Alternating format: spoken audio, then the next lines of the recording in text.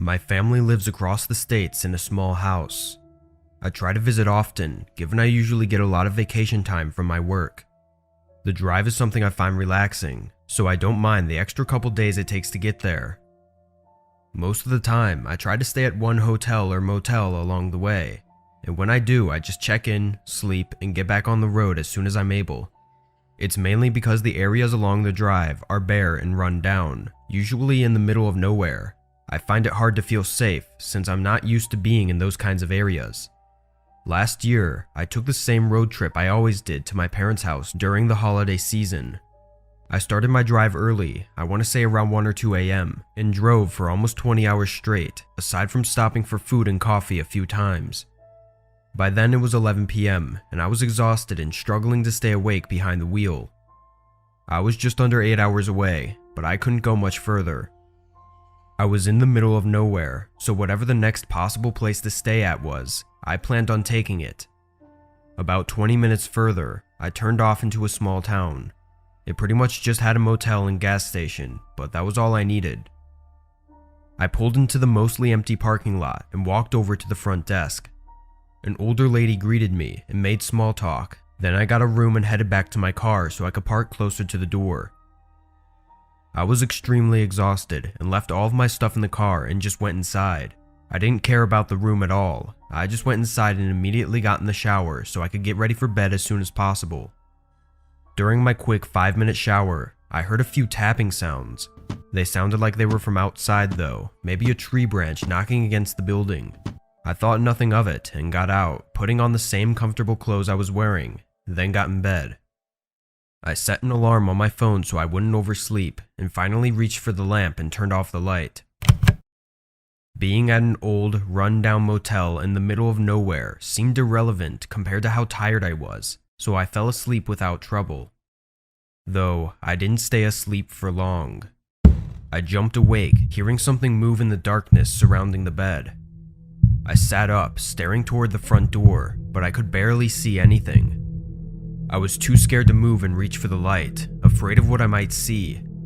It wasn't long before I heard something from the other side of the bed, outside the window. My heart was racing, and I could feel myself starting to sweat, as I was wide awake at this point. I quickly turned back around and switched on the light.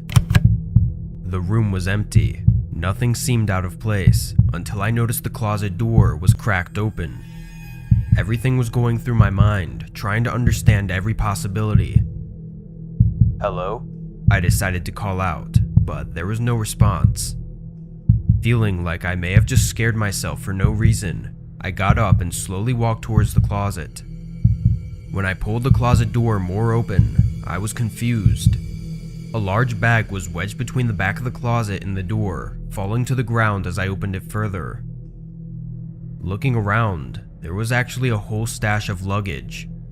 Clothes, bags, appliances, all clearly belonging to someone, not the typical stuff you would see at a motel. While I was looking at all this stuff, I suddenly heard the window slam shut by my bed, followed by footsteps running away. I shivered and froze, then took this chance to grab my phone from the nightstand and run out to my car. Almost just as I got inside and turned the car on, I looked up and made eye contact with a man standing right by the door to the room. He looked at me for a second, then rushed inside and grabbed one of the large bags from the closet and sprinted off behind the building. I was terrified and quickly drove closer to the front office, then ran inside to tell the woman what had happened. She contacted the police immediately and locked us both inside the office until they arrived. What we found out next was confusing, and the information came out over multiple weeks, but I'll try to explain it the best I can. The remaining bags in the closet were identified, as they were found to belong to several individuals who were robbed within the past month at several different motel locations in the surrounding area. It's likely that the man was using the room I was in as a place to temporarily stash the belongings, using the unlocked window to access the room. One of those bags, however, belonged to a young woman who was reported missing just a few weeks prior, and the officers believe the crimes are connected. But all the reported bags that were stolen were found inside that closet, so the bag that the man ran inside to grab was not accounted for.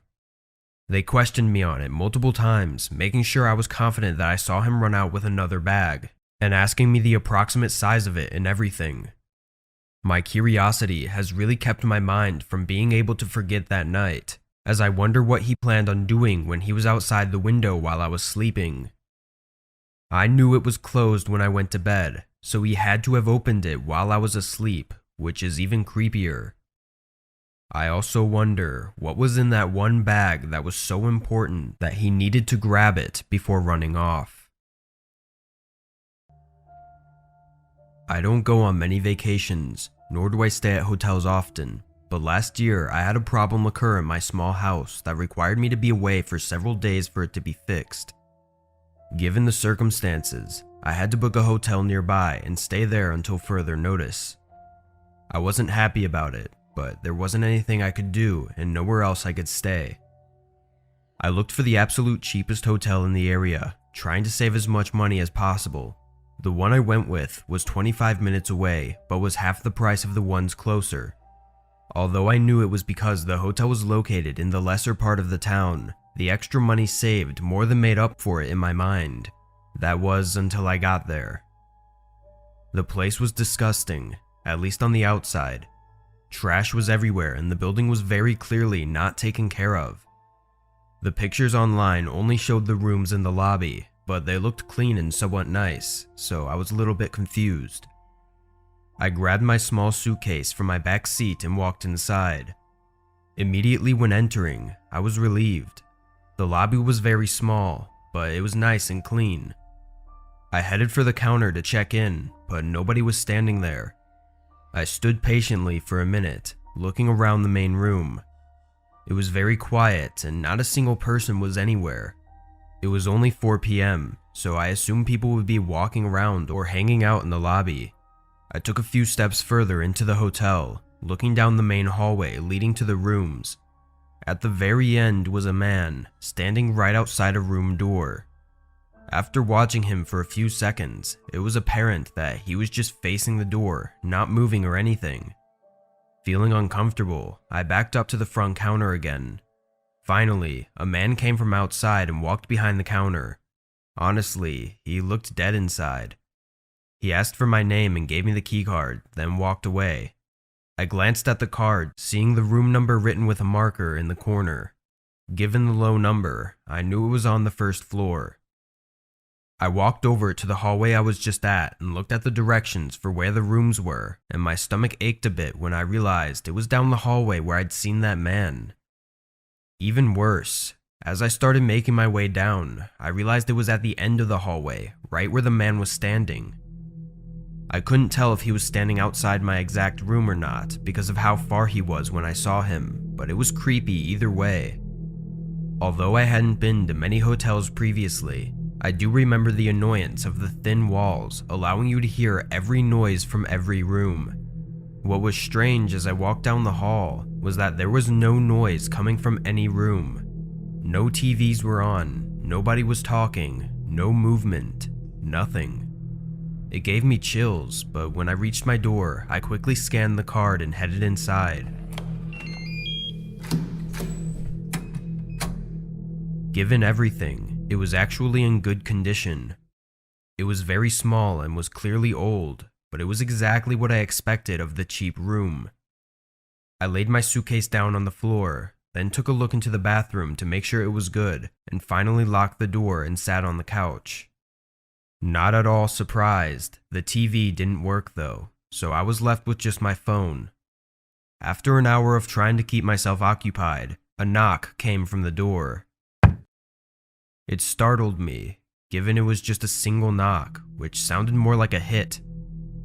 The door had no peephole, so when I got there, I flicked the safety latch over just in case and opened the door a crack. That same man from earlier was standing in the hallway, only a foot or so from the door. We made eye contact through the crack in the door. "Hi, did you need something?" "Yeah."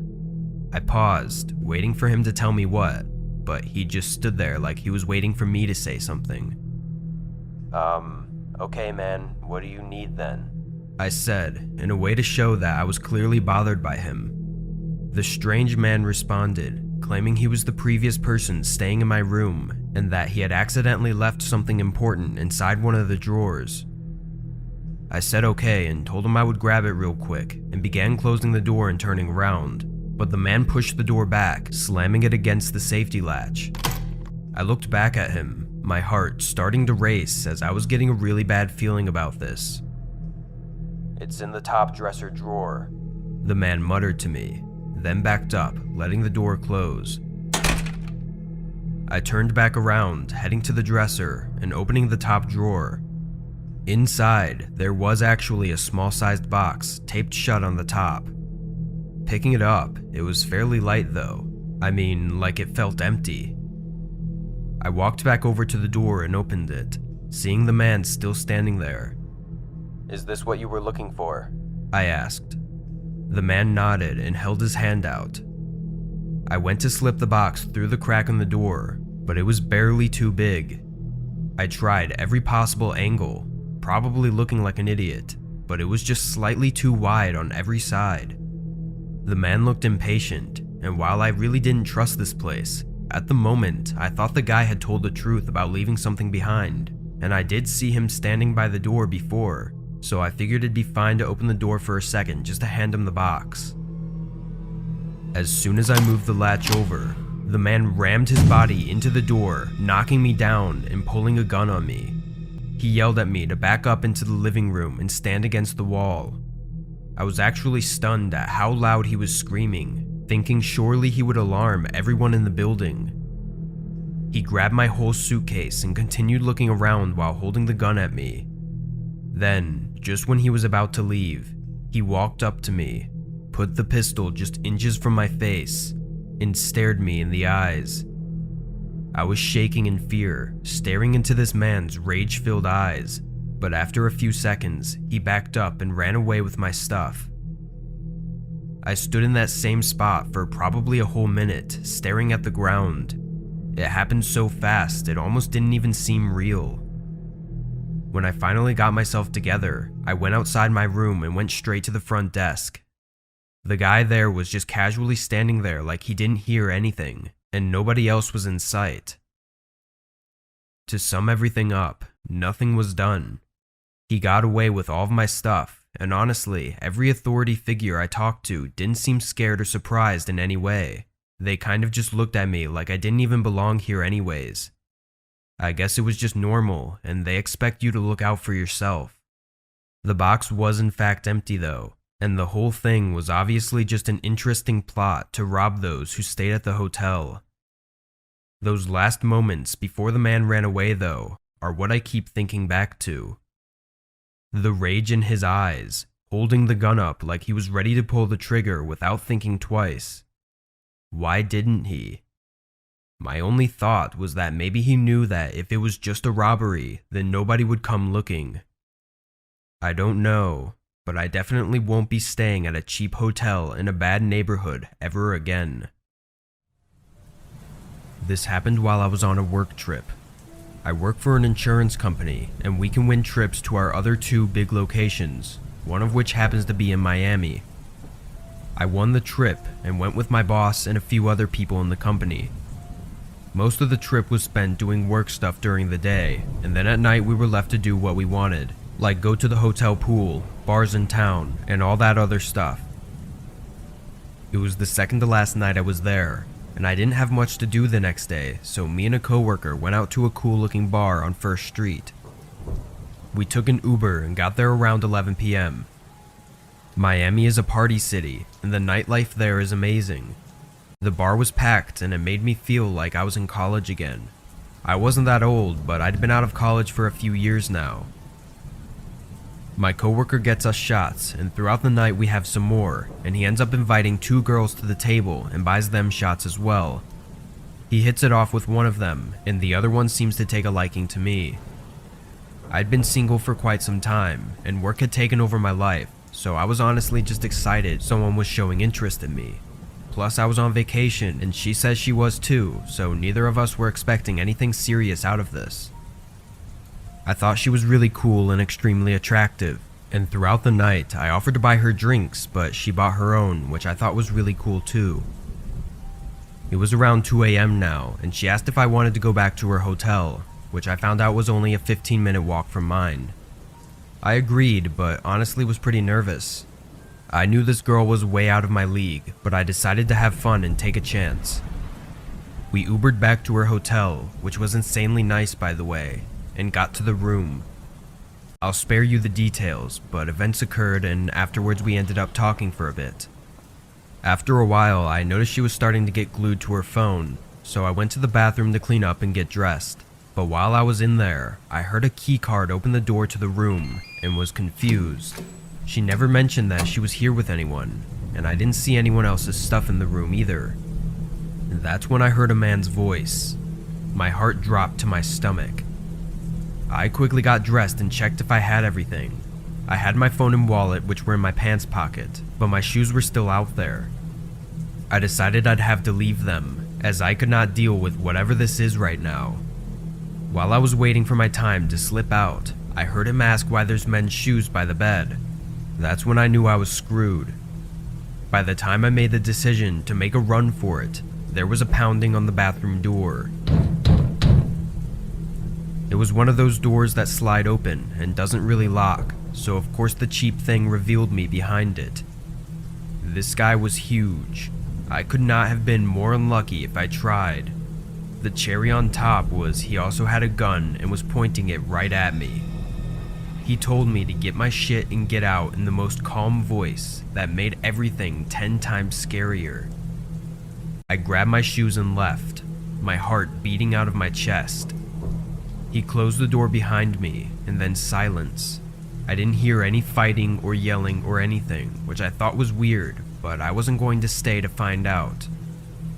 I got in the elevator and took my wallet out to get my key card, and what do you know, all my cash was gone, my credit card, my debit card, even my gift cards were taken. I don't even know when she had the time to take all this stuff and how I didn't notice. I tried thinking back to the bar and going into the room, but the night had turned into a blur.